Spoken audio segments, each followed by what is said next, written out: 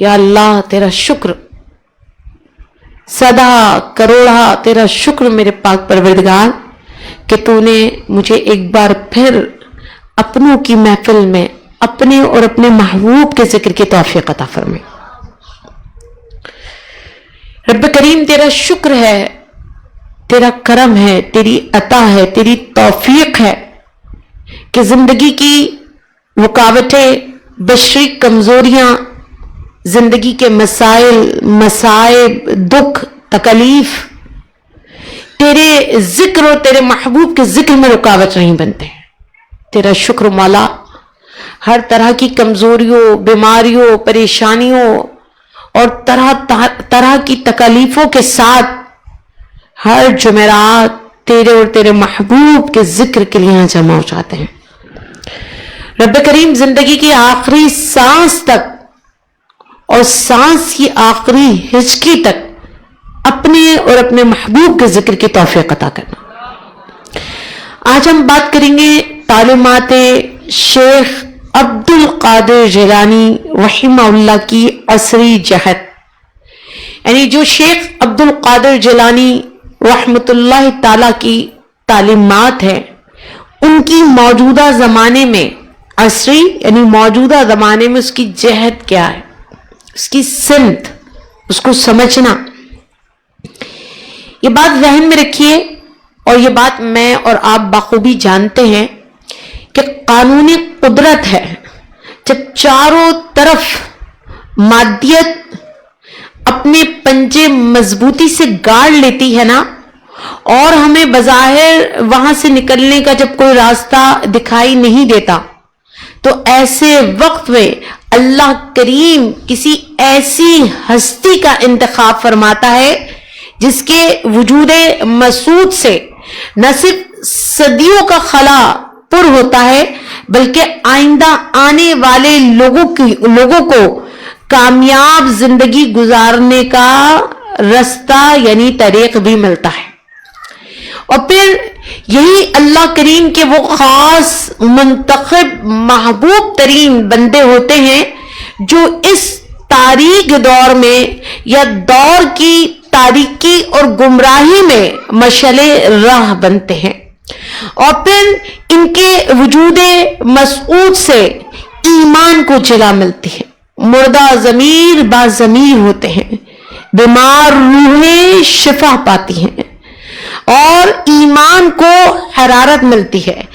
ایسے ہی ان لوگوں میں عظیم المرتبت ولی کامل عارف باللہ، علم و حکمت کا مینار، زہد و تقوی کا پیکر، ولایت کے تاجدار، جنہیں دنیا کہتی ہے قطب الاقطاب، فرد الاحباب، غوث الاعظم، شیخ الشیوخ العالم، الغوث الثقلین، امام الطائفتین، شیخ الطالبین، شیخ الاسلام معی الدین ابو محمد عبد القادر حسنی حسینی جیلانی، المعروف پیران پیر دستگیر، شیخ المشائخ، سلطان اولیاء، یعنی شیخ عبد القادر جیلانی رحمہ اللہ۔ یہ عظیم شخصیت کوئی اور نہیں، میری اور آپ کی جانی پہچانی شخصیت ہے، یعنی میرے اور آپ کے پیر و مرشد۔ اللہ کریم تا قیامت ان کا دامن عافیت ہمارے ہاتھوں میں رکھے۔ اولیاء کرام کی جماعت ہو یا صوفیاء عظام کی، اس پوری جماعت میں سب سے زیادہ محبوبیت، سب سے زیادہ شہرت انہی کے حصے میں آئی۔ حضور سیدنا شیخ عبد القادر جیلانی حسن بھی ہیں، حسینی بھی ہیں، اور چند واسطوں سے جا کر ان کا سلسلہ نسب حضرت علی کرم اللہ وجہ الکریم سے جا ملتا ہے۔ امام الاولیاء آپ ہیں، تصوف کے سب سے بڑے سلسلہ قادریہ کے بانی آپ ہیں۔ آپ کے والد ابو صالح سید موسیٰ جنگی دوست اللہ کے اولیاء میں شمار ہوتے ہیں۔ آپ کی والدہ ماجدہ سیدہ ام الخیر، وہ بھی بڑی نیک صالحہ اپنے وقت کی ولیہ ہیں۔ آپ کا پورا خاندان ولایت کے درجے پر فائز ہیں. آپ کے نانا، آپ کے دادا، آپ کے والد، آپ کی والدہ، آپ کی پھپھی، آپ کے شہزادے یعنی آپ کے صاحبزادگان سارے کے سارے اولیاء اللہ ہیں. پورا خاندان ایسا کہ کشف و کرامات کا حامل ہے. پورے خاندان کو اللہ کریم نے علم کی عظمت عطا فرمائی ہے. اب جب بات سیدی شیخ عبد القادر جیلانی رحمہ اللہ کی ہو تو تھوڑا سا ان کے زمانے کا تاریخی پس منظر کو جاننے کی کوشش کیجیے. چونکہ آپ جانتے ہیں بیان کا تعلق آپ کی تعلیمات سے ہے، تو اس پورے بیان میں آپ کو جو کرامتیں آپ سنتے ہیں اس سے بڑی کرامت سننے کو ملے گی، یعنی استقامت، علم کی ترویج، انقلاب برپا کر دینا، دین اسلام کی بنیادوں کو مضبوط کر دینا، اور یہی مقصود تھا ان کا. تو توجہ آپ سب کی مرکوز رہے. اب چونکہ علمی گفتگو ہے، جاننے کی، سمجھنے کی کوشش کیجئے کہ آپ کا جو تاریخی پس منظر ہے وہ کچھ یوں ہے کہ آپ نے جب تعلیم و تربیت حاصل کی تو اس کے بعد تقریباً 34 ایئرز اولڈ یعنی 34 سال کے بعد آپ نے 6 صدی کے آغاز میں رشد و ہدایت کا فریضہ سر انجام دینے کے لیے میدان عمل میں اترے. آپ کا جو دور تھا جو آپ کو ملا وہ مسلمانوں کا بڑا سیاہ دور تھا، یعنی سیاسی نشو و فراز عروج پر، مذہبی منافرت عروج پر، مادیت پرستی عروج پر، اخلاقی بے راہ روی کا تو کوئی شمار نہیں. یہ 5ویں صدی کا اینڈ تھا، اور جو کہ بڑا ہی ہولناک، بڑا ہی خطرناک، یعنی گلستان اسلام کو اجاڑنے کے لیے جو صدیوں سے جاری سلسلہ تھا، جو صدیوں سے جاری مہم تھی، اب بس لگ رہا تھا 5ویں صدی کے آخر میں کہ اسلام اور مسلمانوں کا شہرازہ بکھر چکا تھا. تو لگ رہا تھا کہ یہ اغیار کی سازشیں بس کامیاب ہونے والی ہے. اور کیا ایک طرف یہودیت، دوسری طرف عیسائیت، ان کی طوائف الملوکی نے ایسا حال مسلمانوں کا کیا کہ مسلمان خود ہی باہم دست و گریباں تھے. داخلی طور پر ہم بالکل کمزور تھے، فتنے در فتنوں میں الجھے ہوئے تھے. اس دور میں یہی نہیں، باطنی قوت اسلام پر حملہ آور تھی.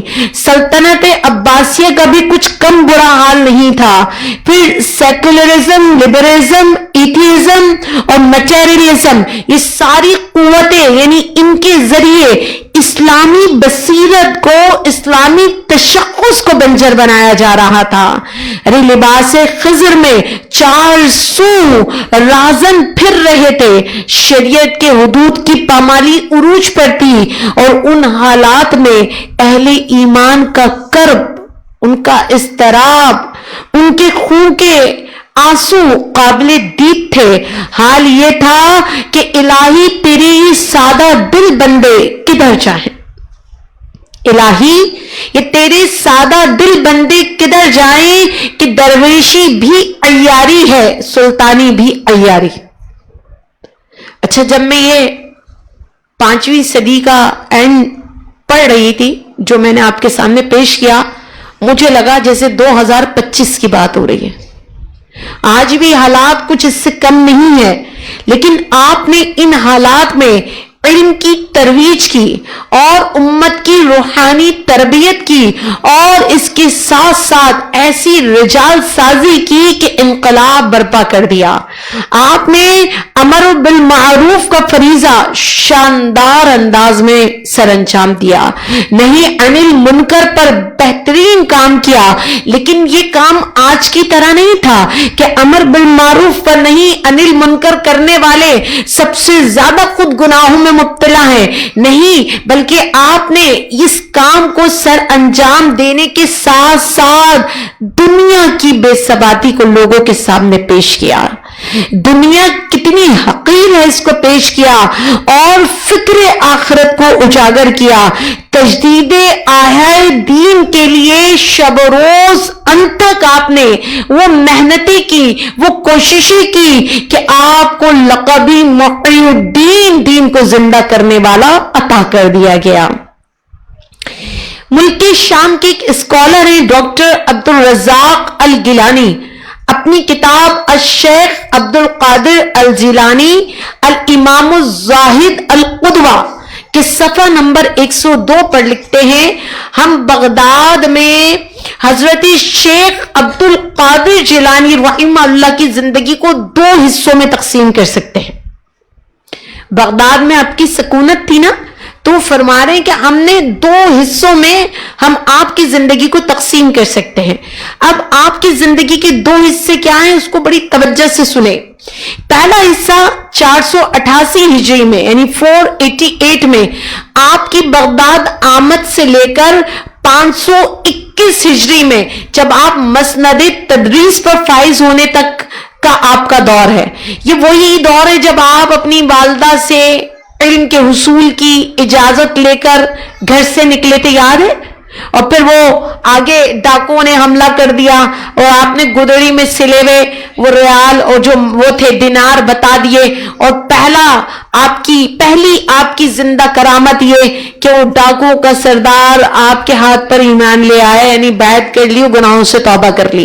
یعنی بغداد کی آمد سے لے کر 521 ہجری یعنی آپ اپنے حصول علم سے فارغ ہو کر مسند تدریس پر جب فائز ہو گئے تو یہ پہلا دور ہے. اور یہ جو پہلا دور ہے نا, یہ وہی جبر و بربریت کا دور ہے, فتنہ و فساد کا دور ہے جو میں بتا چکی ہوں. سلطنت عباسیہ کا حال برا, پھر کرامتی, پھر اس کے علاوہ باطنی طاقتیں, قوتیں, اور پھر یہودیت, پھر نصارہ, ان سب کا مسلمانوں پر حملہ, پریشر یا ان کی سازشیں, تو بڑا باہمی انتشار کا دور تھا. لیکن آپ اس پورے انتشار کے اس دور میں آپ نے اپنے علم کے حصول پر توجہ دی اور اپنے علم میں مصروف رہے, یہاں تک کہ آپ نے بڑے بڑے شیوخ, علماء, فقہ, محدثین سے مختلف علم و فنون سیکھے. آپ نے 30 برس تک 30 برس تک علوم شریعت کے قواعد و ضوابط سیکھنے میں خود کو مشغول رکھا, اور پھر اپنے شیخ و مرشد سیدی حضرت شیخ ابو السعید المخزومی کے وصال کے بعد ان کا مدرسہ تھا مدرسہ باب الازج, یہ آپ کے شیخ کا مدرسہ تھا. آپ نے وہیں پر اس کی تعلیمی ذمہ داری اور اپنی شیخ کی مسند کو سنبھالا, اور پھر آنے والے وقت میں یہی مدرسہ غوثیہ کے نام سے مشہور ہوا. اب یہ آپ کی زندگی کا پہلا دور ہے. اب دوسرا دور کب شروع ہوتا ہے؟ 521 ہجری سے لے کر 562 ہجری تک, آپ کے وصال تک کا. یعنی آپ نے تمام علوم و فنون سیکھے اور آپ اس مسند پر پہنچ گئے. اب دوسرا حصہ یہ ہے آپ کے وصال تک کا. یہ دور کیا دور ہے؟ یہ آپ کا وہ دور ہے جس میں آپ نے علم کے چراغ روشن کیے, آپ نے لوگوں کو تعلیم دی, تربیت کی, آپ کا واعظ, آپ کا ارشاد لوگوں کے اندر نئی روح پھونک دیتا تھا.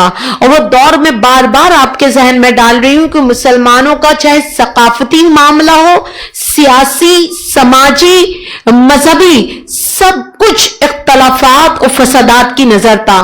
دنیا پرستی عروج پر اور اخلاق کی پستی بے حال مسلمانوں کو کی ہوئی تھی, اور بے راہ روی کا تو عالم ہی نہیں تھا. آپ نے اس دور میں علم کی اشاعت کی, امت کی روحانیت پر مبنی تعلیم و تربیت کی, اور اس طرح امت مسلمہ میں ایک نئی روح پھونک دی. اور یہ بار بار آپ کو بتا چکی ہوں کہ یہ جو دن رات کی شبانہ روز کاوشیں, محنتیں, مشقتیں, جس کی وجہ سے انہیں لقب محی الدین ملا, اور آپ نے دین کو زندہ کیا. اور آپ کا اصل کمال یہ بھی رہا کہ آپ نے اپنی زندگی کو محض عبادت, ذکر اور مجاہدے تک محدود نہیں رکھا، بلکہ اپنی تعلیمات، اپنے عمل اور اپنے کردار سے امت کو زندہ کر دیا۔ آپ نے اس امت کی روحانی پیاس بجھائی اور ایسا نظام تربیت پیش کیا جو ماضی میں خانقاہوں اور روحانی مراکز میں رائج رہا، لیکن موجودہ دور میں آج کی خانقاہیں اس روح سے خالی ہیں جو روح تعلیمات شیخ عبد القادر جیلانی رحمہ اللہ سے ہمیں ملی۔ علم، عمل اور تقوی میں ایسی اللہ کریم نے آپ کو رفعت و بلندی عطا کی کہ وقت کے بڑے بڑے علماء، بڑے بڑے مشائخ آپ کے فیض یافتہ بن گئے۔ آپ کا دل قرآن و سنت کے نور سے منور اور آپ کی زبان حکمت و دانائی سے لبریز رہی۔ آپ نے کمال کیا، شریعت اور طریقت دونوں کو یکجا کر کے دین اسلام کی ایسی جامع اور خوبصورت شکل پیش کی کہ خاص تو خاص عوام بھی آپ کی گرویدہ ہو گئی۔ آپ کا آواز دلوں کی دنیا بدل دیتا، آپ کی نظر گناہگاروں کے دل بدل دیتی، آپ کی زبان سے نکلے الفاظ روح کو سرشار کر جاتے۔ آپ کے فیض و برکات صرف زندہ لوگوں تک محدود نہیں تھے، بلکہ قبروں تک آپ کے فیض و برکات لوگوں تک پہنچے۔ بغداد وہ شہر تھا جہاں علم و فضل کی کمی نہیں تھی، اہل علم کی کمی نہیں تھی، لیکن جب بات آپ کی یعنی سیدی شیخ عبد القادر جیلانی رحمہ اللہ کی آئے تو آپ کا درس، آپ کا ارشاد، آپ کا آواز، آپ کی گفتار، آپ کا کردار اتنا اثر انگیز رہتا کہ کوئی آپ کا مقابلہ کر نہیں سکتا۔ اور یہ شان بھی آپ کو ملی کہ آپ کی ذات والا میں خود علم و عمل میں بہترین مطابقت پائی جاتی تھی۔ کیسے؟ آج کا دور تو آپ جانتے ہیں، میٹرک 10 سال، گریجویشن 14 سال، ماسٹر 16 سال، ایم فل لگا لیں 17-18 سال، پی ایچ ڈی لگا لیں۔ ہم سالوں کے مجموعے کو ڈگریوں کے صورت میں کاغذ کے پرزے لیے اپنے ساتھ ساتھ گھومتے ہیں اور یہ گیت الاپتے ہیں۔ ہم یہ لوگوں کو جا کے بتاتے ہیں کہ ہم پڑھے لکھے ہیں، ہم خواندہ ہیں، لیکن اس کے باوجود ہمارا معاشرہ نیچے کی طرف جاتا نظر آتا ہے۔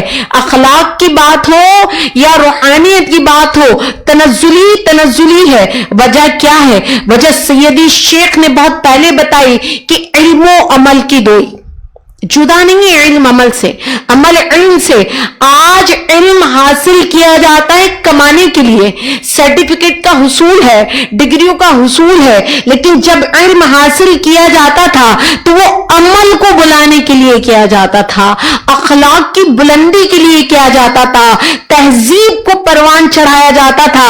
لیکن آج علم و عمل کے اس تضاد نے ہماری تہذیب، ہمارے اخلاق کی بنیادیں ہلا دی۔ یہی وجہ ہے کہ علم العمل کی یکجائی سے جو معاشرے میں اخلاق اور تہذیب کو بلند ہونا تھا، آج ان کی جدائی نے ہمیں بے حال کر کے رکھ دیا۔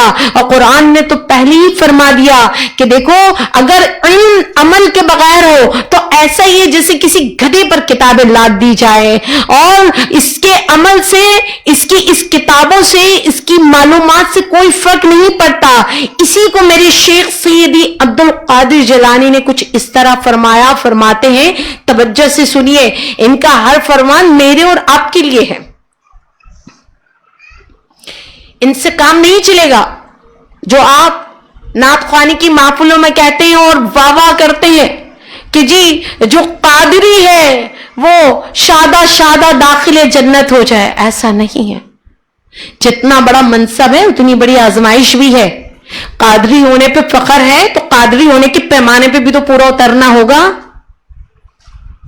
ہاں عمل تلے گا، نعرے نہیں، عمل تلے گا۔ یہ چیز خوش فہمی کا شکار قادریوں کو کر دیا گیا، اور جس چیز پر میں اور آپ اکتفا کر کے بیٹھ گئے کہ ارے بھائی ہم تو قادری ہیں، اور جو من گھڑت قصے کہانیاں مارکیٹ میں لائی گئی کہ جی دھوبی تو اس کی مغفرت، تو فلاں کی مغفرت، تو یوں، اور سما معاذ اللہ کہ غوث العظم کے مرید کے پاس آ کر تو فرشتے بھی پھنس جاتے ہیں، سما معاذ اللہ۔ یہ ساری عمر یار کی زنبیل کی جیسی کہانیاں ہیں. شریعت کے سب سے بڑے پیروکار عمل کرنے والے انبیاء کرام علیہ الصلوۃ والسلام تھے. میں اور آپ کس خاطر میں بھائی؟ شریعت کو پامال کر کے, اس کا مذاق اڑا کے, نمازوں کی پابندی کیے بغیر ہر 11ویں کو نظر نیاز دلا کے داخل جنت ہو جائیں گے. سود کا لین دین کر کے, کاروبار میں جھوٹ بول کے 11 دیگے لگا کے جنت میں چلے جائیں گے. سوچیے تو صحیح, یہ کہاں سے ملا کنسپٹ؟ یہ کس نے دیا آپ کو پیغام؟ ہر مہینے کی 11 تاریخ کو لنگر کر کے اور باقی مہینے کے 29 دن جھوٹ بول کے, دلاداریاں کر کے, نمازیں ترک کر کے, فرائض کو چھوڑ کر آپ جنتی بن جائیں گے. غور و فکر کا مقام ہے. اور سب سے زیادہ ہمیں پڑھنا چاہیے کہ سیدی مرشد نے ہمیں فرمایا کیا ہے. تو سنیے کیا فرما رہے ہیں کہ جس شخص کا علم زیادہ ہو تو چاہیے کہ خوف خدا بھی زیادہ ہو, عبادت بھی زیادہ ہو. علم کے مدعی یعنی علم کے دعویٰ کرنے والے, خوف خدا سے تیرا رونا کہاں ہے؟ تیرا ڈر اور تیری دہشت کہاں ہے؟ گناہوں کا اقرار کہاں ہے؟ رات اور دن عبادت میں ایک کر دینا کہاں ہے؟ نفس کو باادب بنانا, محبت اللہ کے لیے, نفرت اللہ کے لیے کہاں ہے؟ یہ ہم سے سوال ہے ان کا. کہاں ہے ہمارے پاس یہ چیزیں؟ پھر فرمایا تمہاری ہمت, جبہ, دستار, کھانا, نکاح, دکان, خلقت کی محفل, ان کا انس, ارے ان تمام چیزوں سے خود کو الگ کر. کیوں؟ اگر یہ چیزیں تمہارے نصیب میں ہے تمہیں وقت پر مل جائیں گی اور تمہارا دل انتظار کی کوف سے آرام پائے گا. کیا بنے گا آج کے قادریوں کا کہ ان کا تو سارا فوکس جبہ, دستار, لباس, رنگ برنگے, کھانے, لذیذ سے لذیذ ترین, نکاح کی خوشیاں اور اپنے کاروبار کا چمکانا, دکانیں. اگر ساری چیزیں مباح ہیں لیکن مقصد تو موجود ہو, ان ساری چیزوں کے ساتھ فرائض تو موجود ہو. اور یہ میں اور آپ نہیں, سیدی مرشدی خود فرما رہے ہیں کہ بھائی علم کا اتنا دعویٰ ہے تو خوف خدا بھی تو لاؤ, عبادت بھی تو لاؤ, خشیت الہی سے گریہ بھی لاؤ. گناہوں کا اقرار تو کہیں ہے ہی نہیں. ہماری محفلوں میں ایسے ٹکٹ جنتی ہونے کے بڑھ گئے یا جنت کے بڑھ گئے کہ ہم نے گناہوں کو تو نہ خلوت میں اقرار چھوڑا نہ جلوت میں, وہ یہی کہتے ہیں الحمدللہ ہم 11ویں بات میں. ارے بھائی ہمارا مرشد ہمیں مشرق سے دیکھ رہا ہے, تو یہ حال دیکھ رہا ہے ہمارا. ہم کیوں خود کو دھوکہ دے رہے ہیں اور کیوں دوسروں کو دھوکے میں ڈال رہے ہیں؟ خود پیر و مرشد نے سالوں مشقتیں اٹھائی ہیں اللہ کی رضا کے لیے, 40 سال شبِ داریاں کی ہیں. کمال ہے کمال. آج ان کے ماننے والوں سے 5 وقت کی نماز پڑھی نہیں جاتی لیکن وہ خود کو کنفرم جنتی سمجھتے ہیں. یہ حسن ظن نہیں, یہ دھوکہ ہے, خود کو صراحتاً دھوکہ دینا ہے. صوفیہ کرام کی پوری جماعت کی بات کریں تو ان کی زندگی کا یہی پہلو تھا, کیا؟ خالصتاً ہر رضا اللہ کے لیے. تو جب بات میری سیدی مرشدی شیخ عبد القادر جیلانی کی ہو تو یقین کریں آپ اپنے مریدین, مخلصین, متعلقین, محبین کو اسی چیز کی تلقین کرتے نظر آتے ہیں کہ اپنے عمل میں اخلاص لاؤ. اور خود فرماتے ہیں کہ تجھ پہ افسوس, تو مشرک, منافق, بے دین, مرتد ہے. تجھ پہ افسوس, ملمہ کس کو دکھاتا ہے؟ پالش کیا ہوا جو آج کل میں اور آپ خود کو پیش کرتے ہیں, میں بھی اپنی بھی بات کر رہی ہوں. تو ملمہ کس کو دکھاتا ہے؟ جو آنکھوں کی خیانت اور سینے کے رازوں سے واقف ہے. رنگ برنگے لباس پہن کر, اپنا ظاہری حلیہ چمکا کر, کیا بنتے ہیں ہم, کیا بنتے ہیں ہم قادری. ارے تو ملمہ کس کو دکھا رہا ہے؟ جو آنکھوں کی خیانت کو جانتا ہے, دل کے سینے کے رازوں کو جانتا ہے. تجھ پر افسوس, نماز میں کھڑا ہو کر کہتا ہے اللہ اکبر اور پھر جھوٹ بھی بولتا ہے, پھر جھوٹ بھی بولتا ہے. تیرے دل میں مخلوق کا رتبہ اللہ سے بڑا ہے نا. جبھی تو ریاکاری کرتے ہیں. جبھی تو پوری رات 11ویں منانے کے لیے ایک ٹانگ پہ کھڑے ہو جاتے ہیں، لیکن فجر کے وقت پڑھ کے سو جاتے ہیں۔ 11ویں کے نام پر 11 دیگے لگا لیتے ہیں، لیکن محلے میں 2 بیوہ 2 یتیموں کی کفالت نہیں کر سکتے، اپنے یتیم بھتیجا بھتیجی بھانجا بھانجی کے سر پر دست شفقت نہیں رکھ سکتے۔ ہماری بہنیں رسوا ہو رہی ہیں، لیکن محلے میں سب سے بڑا محفل میلاد ہم کراتے۔ سوچنے کی بات ہے، تو نماز میں کھڑا ہو کر کہتا ہے اللہ اکبر، پھر جھوٹ بھی بولتا ہے، تیرے دل میں مخلوق اللہ سے بڑی ہے۔ اللہ کے سامنے توبہ کر، نیک عمل غیر کے لیے نہ کر، نیک عمل غیر کے لیے نہ کر، نہ دنیا اور نہ آخرت کے لیے کر، بلکہ خاص اللہ کی رضا کا ارادہ رکھ۔ ہم اللہ کی رضا کے ارادے سے کرتے ہیں کام، اس کی عبادت میں لگا رہے، حرص کو کم رکھ، امید کو کوتا رکھ، موت کو اپنے سامنے رکھ، نجات حاصل کر لے۔ تمام احوال میں شریعت کی پابندی کر، کیا بنے گا ہمارا؟ ہماری حالت میں کہیں شریعت کی پابندی نہیں ہے۔ بدعات اتنے عروج پر ہے کہ شریعت کو ڈھونڈنا پڑتا ہے۔ ہر روز ایک بدعت سے 10 بدعتیں جنم لے رہی ہیں، سنتیں کہاں جا رہی ہیں؟ کہیں سنتیں ہمارے درمیان سے مٹتی جا رہی ہیں، بدعتیں عروج پا رہی ہیں، عروج۔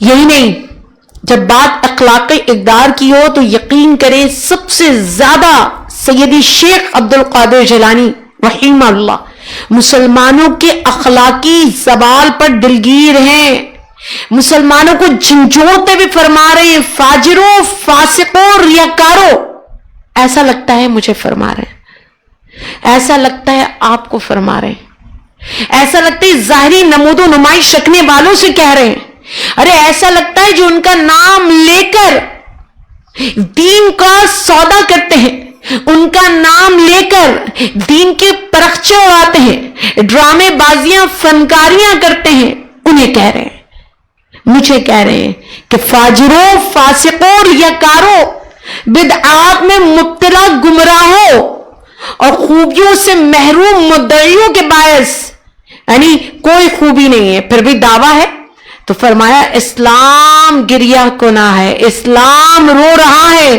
مدد کو پکار رہا ہے۔ اور پھر مثال کیا دے رہے ہیں، کتا اپنے مالک کو اس کی حفاظت میں نفع دیتا ہے نا، اس کی حفاظت کرتا ہے، شکار لا کر دیتا ہے، زراعت میں اس کی مدد کرتا ہے، یعنی کتا بھی اپنے مالک کو نفع دیتا ہے، جبکہ اس کے عوض میں مالک کتے کو کیا دیتا ہے؟ رات کے وقت ایک لقمہ چند لقمے، انسان تو اپنے رب کی نعمتیں پیٹ بھر بھر کے کھاتا ہے، پھر بھی ان نعمتوں سے اللہ کی منشا کو پورا نہیں کرتا۔ وہ کتا چند لقمے لے کر اپنے مالک کو کتنی جگہوں پر فائدہ پہنچا رہا ہے، اور جبکہ تو طرح طرح کی نعمتوں سے پیٹ بھرتا ہے، لیکن اللہ چاہتا کیا ہے؟ اس کی منشا پورا نہیں کرتا، ان نعمتوں کا حق ادا نہیں کرتا، اس کے احکامات کو بجا نہیں لاتا، اور اللہ کی حدود کا خیال نہیں رکھتا۔ یہ آپ کی کتاب الفتح ربانی صفحہ نمبر 31 سے میں نے لیا۔ یہ تعلیمات سیدی شیخ عبد القادر جیلانی ہیں، جس سے میں اور آپ واقف نہیں ہے۔ آپ کی غیرت کی بات ہو، آپ کی حمیت کی بات ہو تو کوٹ کوٹ کر آپ کے قلب میں بھری ہے۔ چاہتے تھے کہ مجھ سے چاہنے والے، میرے وابستگان، میرے نام کا دم بھرنے والے، خود کو قادری کہنے والے، ان میں بھی یہ غیرت و حمیت دیکھنا چاہتے تھے۔ اسی لیے آپ نے اپنے جذبات اور احساسات الفتح ربانی میں اس طرح بیان کیے، فرماتے ہیں تیرا برا ہو۔ آپ کا ہر قول سارے مسلمانوں کے لیے، لیکن بالخصوص قادریوں کے لیے۔ فرمایا تیرا برا ہو، تیرے اسلام کی قمیص تار تار ہے، तेरे ईमान का कपड़ा नापाक है, तू बरहना है, तेरा दिल जहालत की तारीकी में डूबा हुआ है, तेरा बातिन मुकद्दर है, खराब है, तेरा सीना इस्लाम के लिए कुशादा नहीं है, तेरा जाहिर आरास्ता है लेकिन तेरा बातिन बहुत खराब है, तेरे सहीफे यानी नामा अमाल सियाह हो चुके हैं और तेरी दुनिया जो तुझे बहुत अजीज है अनकरीब तेरे हाथों से निकलने वाली है। कब्र और आखिरत तेरे सामने है, अपने हाल की आगही तो रख। है हमें अपने हाल की आगही? हम अपने हाल को जानते हैं, हमारी हालत क्या है? दुनियादार तो इसलिए बेहाल है कि वो दुनियादार है, कम बेहाल दीनदार भी नहीं है, धोखे और शराब का शिकार है। दीन आपसे अमले स्वाले मांगता है, दीन आपसे अखलास मांगता है, दीन आपसे हकीकत चाहता है, दीन आपका बातिन सुथरा चाहता है। फरमा तो रहे कि तेरी दुनिया तेरे हाथों से निकलने वाली है। पूछिए तो सैयदी मुर्शदी से कैसे निकलेगी? ऐसे निकलेगी कि तेरी मेहनत से कमाया हुआ मुश्तबा माल यही रह जाएगा, तेरी औलाद यही रह जाएगी, तेरी बीवी यही रह जाएगी, तेरा कंफर्ट जोन खत्म हो जाएगा, नरमो नाजुक गद्दे तुझसे छीन लिए जाएंगे, तेरा लिबास काट के उतार दिया जाएगा, तेरा नाम तुझसे छीन लिया जाएगा। जिनके लिए तूने अल्लाह को खफा किया एक रात तुझे नहीं रखेंगे, तुझे कुशा कुशा तेरी कब्र में ले जाके डाल देंगे और फिर क्या आगे कब्र और आखिरत तेरे सामने। तो अपने हाल की आगाही रख और वो कि शरीयत की पाबंदी कर, शरीयत की। आपने अपने मुरीदीन और शागिर्दों को बेशक फिक्र और तसव्वुफ की तलकीन की है, लेकिन आपने फरमाया जो तसव्वुफ फिक्र के ताबे नहीं वो अल्लाह तक नहीं पहुंचेगा। क्या मतलब? शरीयत जिस हकीकत की गवाही ना दे वो जिंदीकियत है। ऐसा ना हो कि हम नमाजें ना पढ़े और 8-10 पत्थर की अंगूठियां पहन लें, नहीं। शरीयत जिस हकीकत की गवाही ना दे वो जिंदीकियत है। अपने रब की बारगाह की तरफ तू परवास कर, कैसे? किताब और सुन्नत के दो परों के साथ। पैमाना क्या दिया? किताब और सुन्नत के दो परों के साथ परवास कर और अपना दस्त रसूलुल्लाह सल्लल्लाहु अलैहि वसल्लम के दस्ते मुबारक में देकर अल्लाह की बारगाह में हाजिरी दे। क्या बात की! और फर्ज इबादतों का तर्क जिंदीकियत है और गुनाहों का इर्तिकाब मासियत है। फिर फरमाया सुनन और मुस्तहिबात पर फराइज और वाजिबात को तरजीह दे। आप सोचेंगे मिस हम तो देते हैं, नहीं, ऐसा नहीं है। जाहिरी तौर पे मुशाहिदा यह है कि लोग फराइज और वाजिबात में या तो गाफिल हैं या तसाहुल का शिकार हैं, और जबकि सुनन और नवाफिल और मुस्तहिबात में एक्टिव हैं। देखिए, बारह देखिए, अगर महफिल मिलाद हो, महफिल नात हो, महफिल समा हो, दीनी जलसा हो, प्रोग्राम हो, रैली हो, कॉन्फ्रेंस हो, जरा देखिए तो सही, मुंतजिमीन हो या शुरका हो, किस जोश के साथ ये अपना हिस्सा उसमें डालते हैं और यहां तक कि नमाजों से गाफिल है। हमारे इज्तिमात में रश, हमारी मिलाद में रश, हमारे नमाज जनाजा में रश, हमारी मुख्तलिफ तकरीब में रश, रात 2 बजे तक शादी हालों में रश। अब जरा मस्जिद की 2 सफ़े देखिए, मुकम्मल नहीं है। घरों में झांक कर देखिए, कोई एक खातून नमाजी है, बाकी सब बेनमाजी है, बाकी सब पे नमाजें माफ है। हमारा ये हाल है, ये मजमूम अमर है, शरीयत इसकी इजाजत नहीं देती। आपने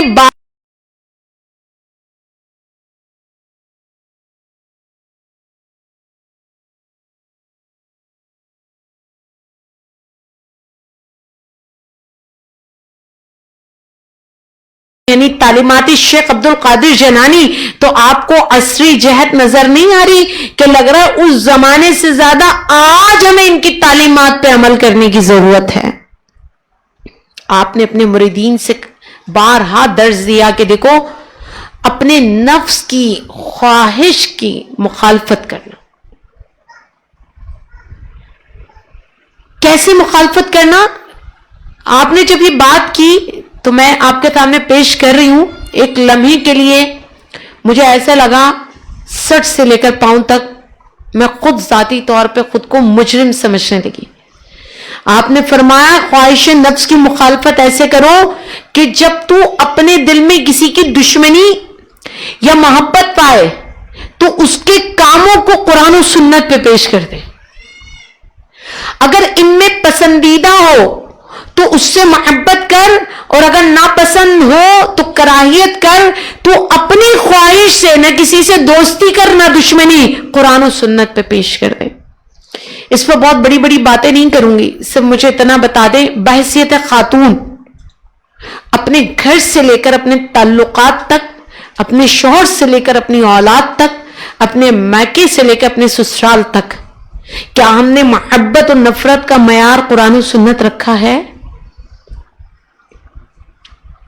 کیا ناپسندیدہ بہو سے اس لیے محبت کر لی کہ اللہ کا حکم ہے؟ کیا ناپسندیدہ رشتوں کو اس لیے برداشت کر لیا نرمی کے ساتھ کہ اللہ کریم کا حکم ہے، قطع رحمی منع ہے؟ کیا ہر رشتے کا حق ادا کر لیا کہ شوہر کی کمائی میں ایمانداری کا مظاہرہ کر لیا؟ محبت کا معیار، نفرت کا معیار، کیا ہمارے مزاج کے مطابق جو رشتے نہیں ہیں جو کہ قانونی ہیں، کیا ہم نے صرف اس بنیاد پر انہیں نفرت کا نشانہ بنایا بھائی کیونکہ وہ ہمارے رشتے نہیں ہیں؟ یا ہم نے اللہ کی رضا کے لیے ان قانونی رشتوں کو اور ان تعلقات کو جنہیں ہم نے زبان سے بنایا ہم نے انہیں نبھایا؟ کیا ساری زندگی ہم نے محبت کا معیار قرآن و سنت کو رکھا؟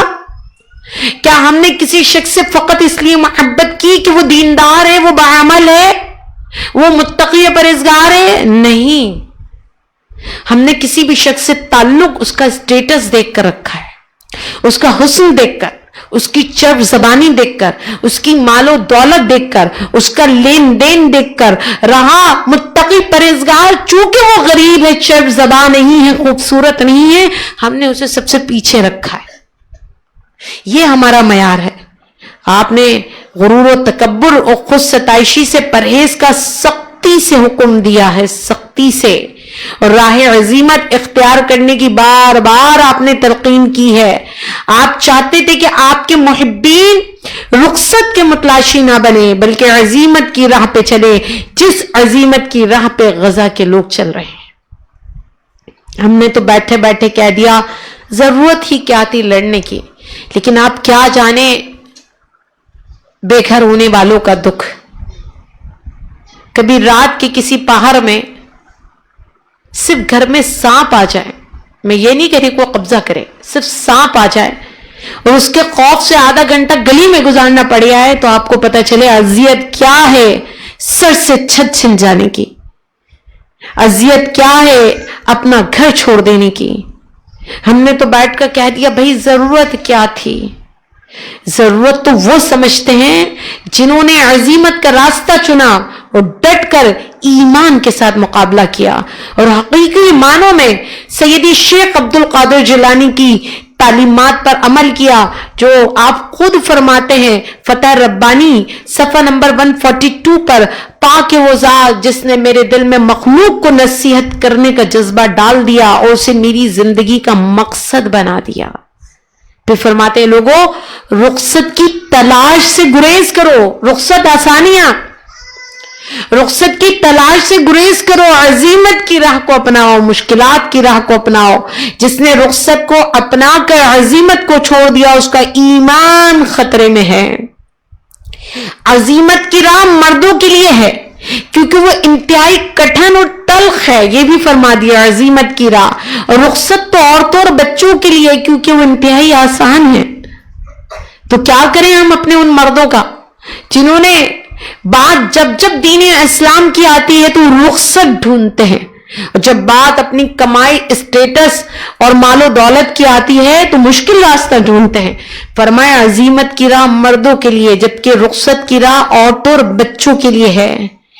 یہ تھی آپ کی تعلیمات، یہ تھا آپ کا سلوک بھرا راستہ، یہ تھا آپ کا لوگوں کو تزکیہ کرنا کہ ایمان کے دسترخوان پر رجال تیار کرتے تھے۔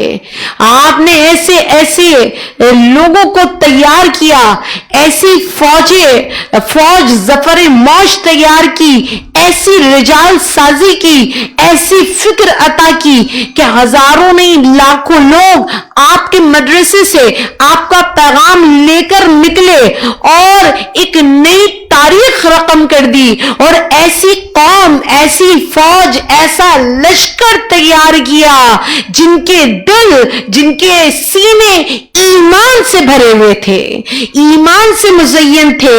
یہاں تک کہ آپ کے فیوز و برکات کا یہ عالم ہے کہ تاریخ میں آتا ہے ملک شام اور عراق میں خواتین کی ایسی تربیت کی کہ درجہ افتاء تک خواتین جا پہنچی، اور جو دور سلطان صلاح الدین ایوبی کا تھا تو اس دور میں 800 خواتین یا تو براہ راست سیدی مرشدی کے مرکزی مدرسے سے یا اس کی شاخوں سے فارغ التحصیل تھیں، جنہوں نے ایسے شاندار مرد رجال اولاد تیار کر کے مجھے اور آپ کو دیے۔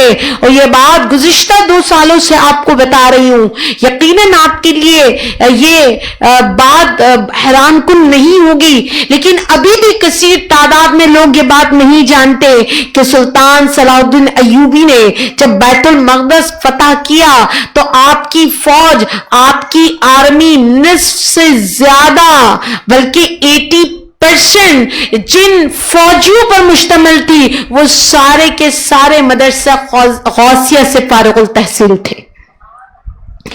یعنی آپ نے اپنے مریدوں کو بتایا کہ اپنے مدارس سے، اپنے مراکز سے خالی عالم، مفتی، مبلغ تیار نہ کرو۔ جب بات راہ عزیمت کی ہو، جب بات باطل سے ٹکرا جانے کی ہو، جب بات تشخص اسلامی کے بچانے کی ہو، تو یہی عالم، یہی مفتی، یہی مبلغ بہترین مجاہد بھی ہو، جیسا کہ آپ نے عظیم مجاہد تیار کر کے سلطان صلاح الدین ایوبی کو دیے۔ اور جو باقی کہتے ہیں 20% بچتے ہیں، وہ بھی عام لوگ نہیں تھے، سیدی امام غزالی رحمت اللہ تعالی علیہ کے جو مدرسہ نظامیہ تھے اس کے فارغ التحصیل طلباء تھے۔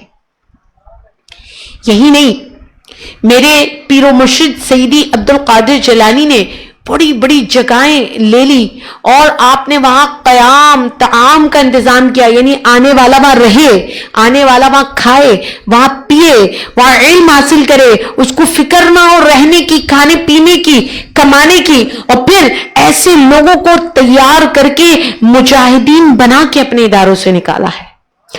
اور بیت المقدس کوئی ایک بار میں آزاد نہیں ہو گیا، اس کی بھی ایک لمبی تاریخ ہے، لیکن جو ہماری فوج حملہ کرنے جاتی ہے اور تھک ہار جاتی ہے، واپس آتی ہے، ان کے دروازے، ان کے لیے غوث الاعظم کے مدرسے کے دروازے 24 گھنٹے کھلے رہتے تھے، جو ان مجاہدین کے آرام کا، کھانے پینے کا خیال رکھا کرتے تھے۔ یہی نہیں، سلطان صلاح الدین ایوبی رحمت اللہ تعالی علیہ کے جو چیف ایڈوائزر تھے، جو مشورہ مشیر تھے، وہ امام ابن قدامہ المقدسی الحنبلی براہ راست پیر و مرشد سید عبدالقادر جیلانی کے شاگرد و خلیفہ تھے۔ یعنی آپ کے خلیفہ، آپ کے شاگرد کون تھے؟ جو فاتح بیت المقدس یعنی سلطان صلاح الدین ایوبی کے خصوصی مشیر تھے، چیف ایڈوائزر تھے، اور یہ خالی امام ابن قدامہ المقدسی فقہ حنبلی کے امام اور عظیم محدث تھے، اور ابن تیمیہ ان کے دادا شیخ لگتے ہیں۔ بات کہیں اور چلی جائے گی لیکن جملہ یاد رکھیے گا، ابن تیمیہ دادا شیخ۔ اور صوفیہ کے قبرستان میں ابن تیمیہ مدفون ہیں اس وقت، تصوف کو مانتے تھے. بہرحال بات ادھر ادھر ہو جائے گی. اب یہاں یہ بات ذہن میں رکھیے گا کہ تاریخ کا گولڈن باب، سنہرا باب کیا؟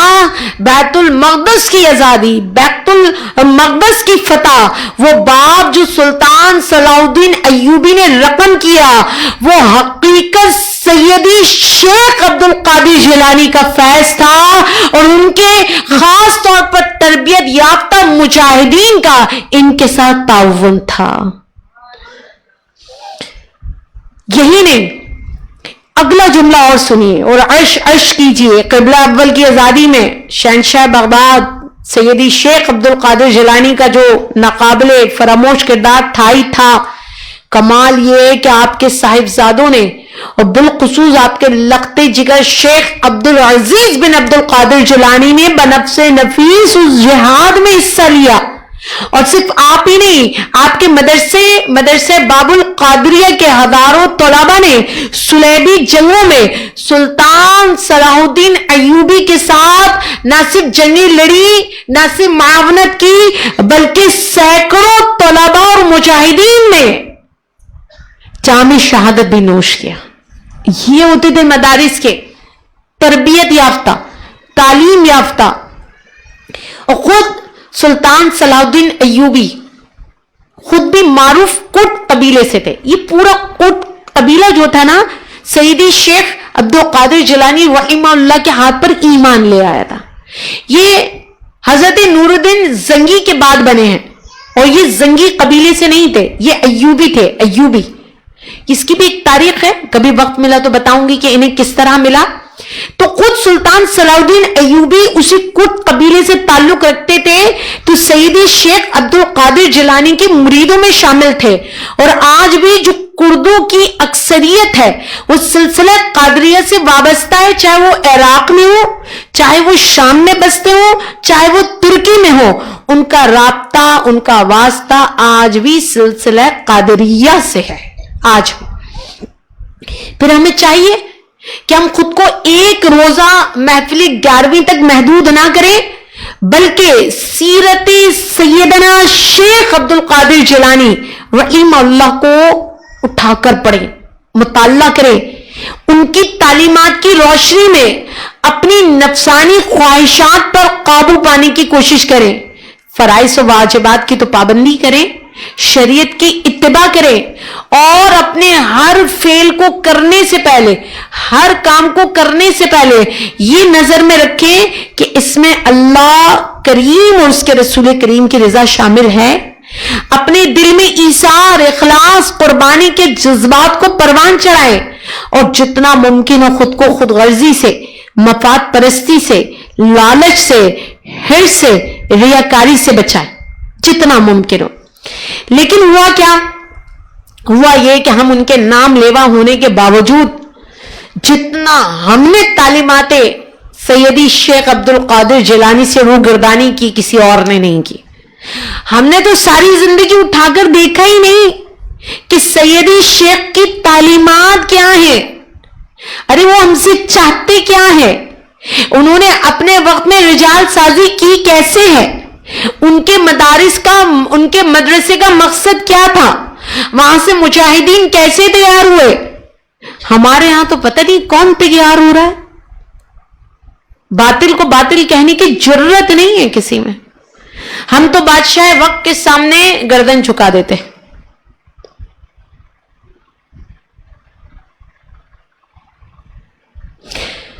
مصرع یاد آ رہا ہے کہ شاید تھوڑا سا غلط ہو لیکن یاد آ رہا ہے آج کے قادریوں کے لیے. سچ اچھا پر اس کے جلو میں ہے ایک زہر کا پیالہ بھی. جلو سچ اچھا پر اس کے جلو میں ایک زہر کا پیالہ بھی. اس طرح ہے، آگے مفہوم بتا رہی ہوں، یاد نہیں آ رہا. بڑا اچھا شعر اگر یہ نکال کے دے دیں مس میری. یہ اس میں پھر اگلا مصرع شاعر کہہ رہا ہے کہ چپ رہو، خاموش رہو، ناحق کیوں تم سقراط بنو. یعنی تم کیوں اتنا سچ بول رہے ہو کہ تمہیں زہر کا پیالہ پینا پڑے، لہذا خاموش رہو. تو ہم نے بھی یہی کمال کیا ہے. ہم باطل سے ٹکرانے کا حوصلہ نہیں رکھتے. پوری رات آپ مجھ سے محفل نعت کروا لیں لیکن میں کلمہ حق کہہ نہیں سکتی باطل کے سامنے, طاقتور کے سامنے. میں کچھ بھی کروا لیں, آپ مجھ سے نظر نیاز دلوا لیں ٹھیک ہے, لیکن میں غلط کو غلط نہیں کہہ سکتی. آپ ایک عمرے کی ٹکٹ کے لیے مجھے 3 راتیں بٹھوا لیں لیکن یقین کریں کسی بیوہ کے سر پہ میں چادر نہیں اڑا سکتی. میں کسی یتیم کے بچے کی کفالت کی ذمہ داری یا اس کی تعلیم کی ذمہ داری نہیں لے سکتی. میں بس یہ کہہ سکتی ہوں ہر وقت کہ جی مجھ پہ میرے بڑے غوث کا کرم ہے. ارے کرم کہاں ہے مجھے بتائیں. جن پر کرم ہوتا ہے ان کی خالی دنیا نہیں بدلتی, وہ اوروں کی دنیا بدل دیتے ہیں. ارے اتنے کثیر تعداد میں غوث الاعظم کے سیدی شیخ کے نام لیوا اور معاشرے کا یہ حال. چلیں میں بھی سنا دوں, میری باتیں تو ویسے بھی بہت لوگوں کو بری لگتی ہیں. یہ مہرین نے تو بالکل حسب حال ہی بھیج دیا. کچھ کہنے کا وقت نہیں, کچھ کہنے کا وقت نہیں, یہ کچھ نہ کہو خاموش رہو. اے لوگو خاموش رہو, ہاں اے لوگو خاموش رہو. سچ اچھا پر اس کے جلوہ میں زہر کا ہے ایک پیالہ بھی. پاگل ہو کیوں ناحق کو سقراط بنو خاموش رہو. حق اچھا, ہمارا یہی حال ہے, حق اچھا پر اس کے لیے کوئی اور مرے تو اور اچھا. حق اچھا پر اس کے لیے کوئی اور مرے تو اور اچھا. تم بھی کوئی منصور ہو جو سولی پہ چڑھو خاموش ہو. ان کا یہ کہنا سورج ہی دھرتی کے پھیرے کرتا ہے, سر آنکھوں پر سورج ہی کو گھومنے دو خاموش رہو. بس آگے کیا کہوں, بس اتنا ہی کہ تم بھی کوئی منصور ہو جو سولی پہ چڑھو خاموش رہو. ہمارے یہی حال ہے اس وقت. تو ہم نے جتنا تعلیمات شیخ عبد القادر جیلانی سے روح گردانی کی ہے نا, یقین کریں کسی اور نے نہیں کی. اب آپ اگر میری اس بات کو چیلنج کرنا چاہیں یا آپ مجھے اس کا ثبوت مانگنا چاہیں تو یقین کریں آج ہماری اکثریت غوث الاعظم سیدی شیخ عبد القادر جیلانی کے بارے میں علاوہ 11ویں والے پیر کے اس سے زیادہ نہیں جانتے. سالوں پرانی کشتی برات کی ڈوبی بھی تھی, انہوں نے ابھار دی, بس اتنا جانتی. اور ایک عجیب عجیب طرح کی باتیں کہ قبر میں آئے تو غوث الاعظم نے چھڑا لیا. پتہ نہیں کون کون سی باتیں. ارے علم و عمل بھی کچھ ہے, یہ کہاں سے کہانیاں گڑھ لی. ایک صاحب اہل علم کہہ رہے تھے کہ اگر سارے زمین کے درختوں کو قلم بنا لیا جائے, آسمانوں کو سیاہی بنا لیا جائے. ارے بھائی ہلکا ہاتھ رکھیں, اللہ سبحانہ و تعالی اس کی شان والا اور ہے, اس کے محبوب کی شان اور ہے, ہلکا ہاتھ رکھیں. کس کو کہاں سے جا کے ملا دیا. ایک صاحب کہہ رہے تھے کہ جی فرشتے قبر میں آئے, لینے حساب کتاب آئے تھے, وہ مرید نکل آیا غوث الاعظم کا, فرشتہ خود پھنس گیا معاذ اللہ. اب اللہ سے فرما رہا ہے کہ اللہ میں تو حساب لینے گیا تھا, میں پھر بس گیا. کس قسم کی باتیں, یہ کہاں سے نظریہ لیا. یہ تو پھر مجھ جیسے بے عمل بہت جری ہو جائیں گے, مجھ جیسے گناہگار جری ہو جائیں گے. میں ساری زندگی ناجائز بھی کروں گی, حرام بھی کروں گی, جھوٹ بھی بولوں گی, دل آزاریاں بھی کروں گی, تماشے بھی کروں گی, فنکاریاں بھی کروں گی, اور کہوں گی بھائی دیکھیں قبر میں فرشتہ آ جائے گا, معاذ اللہ تو خود پھنس جائے گا. کیوں؟ میں سیدی شیخ عبد القادر کی کنیز ہوں. کہاں سے کانسیپٹ لیا ہے؟ یہ کون سی کہانیاں ہیں جو گڑھ لی؟ جس کے نام پہ گڑی وہ اتباع شریعت کا پیکر ہے. جس کے نام پہ گڑی اس نے ایک وقت کی نماز قضا نہیں کی. جس کے نام پہ گڑی اس نے 40 سال شبیداریاں کی ہیں. اس نے مجاہدے میں, ریاضت میں اپنی جان کو مشقت میں ڈال کے رکھا ہے, اپنی جان کو بھوکا پیاسا رکھا ہے, نفس کشی کی ہے. آپ ان کے نام پہ صرف ٹکٹ دیتے ہیں, پوری رات لوگوں کو بٹھاتے ہیں, ایک ہاتھ ہلانے پر آپ اسے جنتی قرار دے دیتے ہیں, اور نہ جانے کون کون سی فنکاریاں آپ کرتے ہیں. عوام کو اب باشعور ہو جانا چاہیے. بار بار وہ آپ سے کہتے ہیں جی سرکار کا کرم ہے, ان سے کہیں اگر یہ کرم مصطفیٰ صلی اللہ علیہ وسلم میں تو لاکھوں روپے کیوں بٹور رہے ہو بھائی؟ کرم مصطفیٰ صلی اللہ علیہ وسلم میں تم اتنے باشعور کیسے ہو گئے کہ لال نیلے پیلے نوٹوں میں بھی فرق کر لیتے ہو؟ کون سا کب اٹھانا ہے اور محفوظ کرنا ہے یہ عقل بھی تمہیں ہے؟ تو کرم کی محفلوں میں اس کرم کی قیمت کیسے لگا لیتے ہو؟ پھر اپنے مشیروں سے ایک ایک محفل کے لاکھوں روپے کیسے لے لیتے ہو؟ جب ملنا سرکار علیہ الصلوۃ والسلام کی بارگاہ سے یہ سیدی شیخ عبد القادر جیلانی کی بارگاہ سے ایک رات کی اتنی قیمت کیسے لے لیتے ہو؟ اور پھر لاکھوں کروڑوں کما کر کوئی ایک ہاسپٹل غریبوں کے لیے بنایا ہو، ایک علمی ادارہ، کوئی دارالعما یتامہ مساکین کے لیے، غریبوں کے لیے، لاوارث عورتوں کے لیے نہیں، دھوکے میں نہ آئے، سب کیمرے کا کمال ہے، چکا چوند ہے، یہ بھی گلیمر ہے، گلیمر۔ غوث الاعظم سیدی شیخ عبد القادر جیلانی رحمہ اللہ کے ماننے والے مضبوطی سے قرآن کو تھامتے ہیں، قرآن کو تھامتے ہیں، علم و عمل کے میدان میں اترتے ہیں، اپنے باطن کو اپنے ظاہر سے زیادہ ستھرا کرتے ہیں، وہ خود کو رسومات تک مقید نہیں کرتے، وہ اپنے فرائض و واجبات کے لیے اپنی جان دے دیتے۔ اور یہ زبانی باتیں نہیں ہیں، دیکھنا ہونا اہل غزہ کو دیکھیے، اہل غزہ کو دیکھیے، ہماری اکثریت سے پوچھئے، ہماری ماؤں سے پوچھئے، کہیں گے 11ویں والے پیر ہیں۔ پھر آپ نے کیا قدر کیا بھئی؟ ہر 11ویں شریف کو ہم نے ان کا ختم دلا کر ہم نے حق عقیدت ادا کر دیا۔ میں اپنی ماؤں بہنیں سے کہوں، وہ جو پرچے آپ پڑھتی ہیں اس میں جو فارسی کلام ہے وہ پڑھنا آتا ہے؟ آتا ہے پڑھنا؟ ارے 11ویں کے پرچوں میں سورہ فاتحہ پڑھ لی، کبھی قرآن کھول کر نہیں دیکھا؟ کہاں لکھا ہے 11ویں کے پرچے پڑھنا؟ وہ تو پھر بھی ہر 11 کو آپ نے پڑھ لیے، لیکن دن کے 24 گھنٹے میں آپ نے 11 منٹ بھی قرآن کو نہیں کھولا۔ قرآن کو کون کھولے گا؟ کب کھولے گا؟ کس طرح کھولے گا؟ یہ قرآن اگر کھل جائے نا، آپ کے دل و دماغ کھل جائیں گے۔ یقین کرے، قرآن ہاتھ میں لے لیا نا، یہ سارے مداری، یہ جبے اتار کے آپ لوگ کے درمیان سے نکل جائیں گے۔ یہ آپ پاگل بن رہے ہیں تو یہ بنا رہے ہیں، آپ یوں بن رہے ہیں کہ آپ اپنی کتاب ہدایت کو کھول نہیں رہے، آپ اس کو پڑھ نہیں رہے، آپ کیوں قصے کہانیاں سن رہے ہیں؟ آپ اس کتاب کو پڑھیں جس کا لکھنے والا رب کریم ہے، جس کا رائٹر رب کریم ہے، جس کو لانے والا جبریل امی ہے، جو اس کے سینے پہ اترا، وہ سینہ نور علی نور کریم مصطفیٰ صلی اللہ علیہ وسلم ہے۔ کیوں نہیں پڑھ رہے آپ؟ یہ پڑھ لیں، رنگ برنگی کتابوں سے جان چھوٹ جائے گی۔ یہ پڑھ لیں تو رنگ برنگے مداریوں سے جان چھوٹ جائے گی، یہ پڑھ لیں تو یہ رنگ برنگی رسومات سے جان چھوٹ جائیں گی، یہ پڑھ لیں تو یہ رنگ برنگے معاملات سے جان چھوٹ جائے گی۔ کتاب ہدایت آپ کو بتائے گی۔ پوری پوری رات مجمع بھرنے والے، پورے دن مجمع کو لگا کے رکھنے والوں کے ایک صف کے لوگ مکمل نہیں ہوتے ہیں۔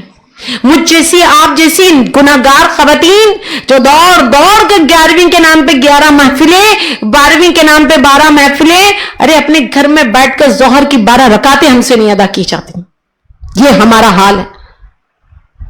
طارق روڈ، جامع کلات، کہیں بھی چلے جائیے، اگر آپ کو نماز کے پورشن میں 5-10 عورتوں سے زیادہ مل جائے، نمازیں فرض نہیں رہتی، شادیوں میں نمازیں فرض نہیں، اپٹن میں نمازیں فرض نہیں، کوئی مر گیا نماز فرض نہیں رہی، مصروفیت کھانا بنانے میں نمازیں فرض نہیں، یہ ہمارا حال ہے۔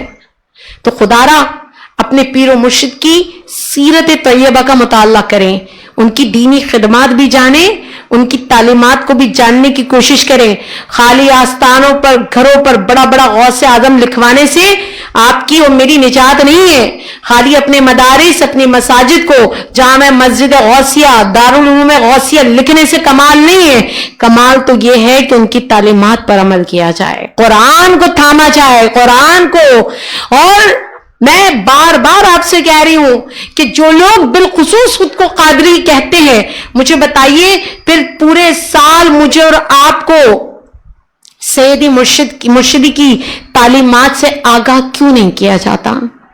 हमारी मसाजिद, हमारे मदारिस, हमारे दारुल उलूम में आपकी कोई भी एक कुतुब जो पढ़ाई जाती हो, कभी गौर करें, कोई ऐसा दर्स जो दर्से तसव्वुफ हो, जो हमारे अंदर के जालों को दूर करे, किया जाता है, दिया जाता है? गौर फिक्र करें। हमारी रूहानी अखलाकी तरबियत के लिए पीर व मुर्शिद की कोई किताब जिसे हमारे सामने पेश किया गया हो, हमारे सामने उसकी तालीमात दी जाती हो, सोचिए तो सही हम कर क्या रहे हैं? हम किसको धोखा दे रहे हैं? हम किस शराब का शिकार हो रहे हैं? क्या इस तरह हम अपने पीर व मुर्शिद सैयदी अब्दुल कादिर जिलानी की अकीदत का हक अदा कर रहे हैं या उनकी अकीदत की नफी कर रहे हैं? सोचिए तो सही, क्या हम जैसे सैयदी मुर्शिद के मानने वाले, हम जैसे? आपके मानने वालों ने तो बैतुल मक़दिस आजाद करके दे दिया। हम तो मोहल्ले की दुकान पे जाके नहीं कह सकते भाई ये जाली सामान क्यों बेच रहे हो। हम तो अपने घर की शादी की तकरीब में खड़े होकर नहीं कह सकते ये एंट्री के नाम पे फहाशी क्या है। हम तो कैमरामैन को नहीं कह सकते कि ये इज्जत के परखचे क्यों उड़ा रहे हो। हम तो कुछ भी नहीं कह सकते। तो हम जैसे मानने वाले बस क्या करेंगे, बस बड़े पीर, पीराने पीर, दस्तगीर, डूबी कश्ती डरा दी, मेरी मदद को आ जाओ, मेरी लाज रख लो, दुनिया कहेगी ऐसे सखी का मंगता फिरता है मारा मारा, भाई यही बातें रह गई। इनके नाम पे खाते रहेंगे हलवे, बिरयानियां, अपने जमीर को रोशन नहीं करेंगे। पीराने पीर रोशन जमीर, अपने बातिन को नहीं चिल्ला करेंगे, अपने दिल को मुनव्वर नहीं करेंगे, अपने अमल को अच्छा नहीं करेंगे। यही वजह है कि अपने मुर्शिद की तालीमात से जो हमने रूगर्दानी की, यकीन करें बड़े बड़े फासिक फाजिर तसव्वुफ और तरीकत के नाम पर अपने धंधे, अपनी दुकानें चमकाने हमारे दरमियान आ गए। गली गली आस्थाने खुले हैं, गली गली जाली पीर बैठे हैं। नमाज रोजे से उन्हें कोई सरोकार नहीं, चेहरे पे सुन्नत रसूल नहीं, कुरान से उनका कोई ताल्लुक नहीं, नारे हैदरी लगा के महफिल को लूट लेते हैं। तो आप खुश हैं? आप खुश हैं? नारे हैदरी, नारे गौसिया, वो तो नोटों की छांव में महफिल लूट रहे हैं। आप अपने ईमान का सौदा कर रहे हैं, आप अपने वक्त को बर्बाद कर रहे हैं। ये कैसी दुकानें चमकाने वाले, जमीर बेचने वाले जमीर फरोश लोग हैं जो हमारे लोगों के ईमान से खेल रहे हैं। खुदारा अब भी वक्त समझें, गैर शरई उमूर को समझें।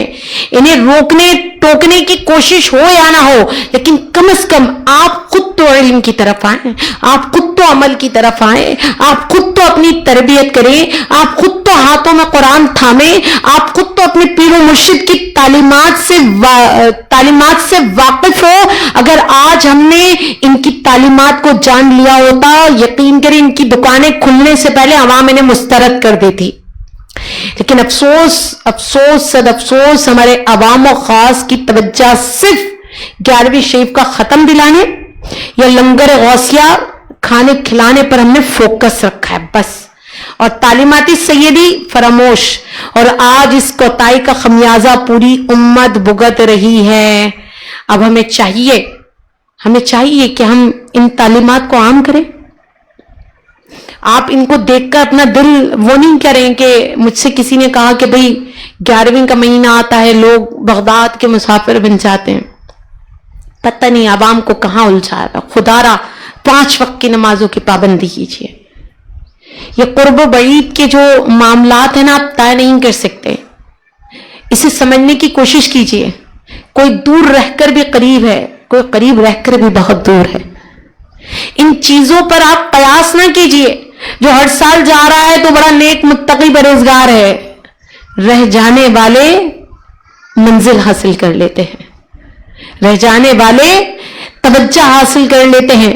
हमारा काम यह है कि हम अपने कुरान और अपने मुर्शिद की तालीम की रोशनी में कुरान पर अमल करने की कोशिश करें और इस कुरान के इल्म को और मुर्शिदी की हिदायत को अपने लिए मशाले राह बना लें।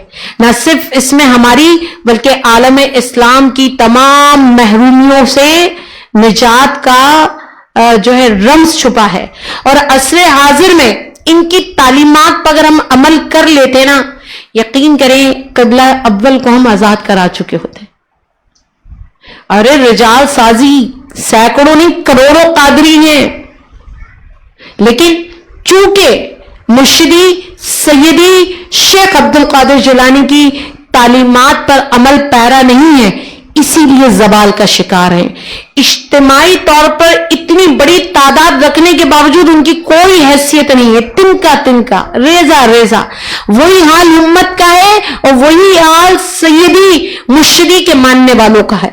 تو ضرورت اس امر کی ہے کہ ہم اب بھی وقت ہے اپنے مرشد کی تعلیمات کو پڑھنے کی، پھر اس پر عمل کرنے کی کوشش کریں اور ان کی تعلیمات کی روشنی میں اپنی اولادوں کی تربیت کریں.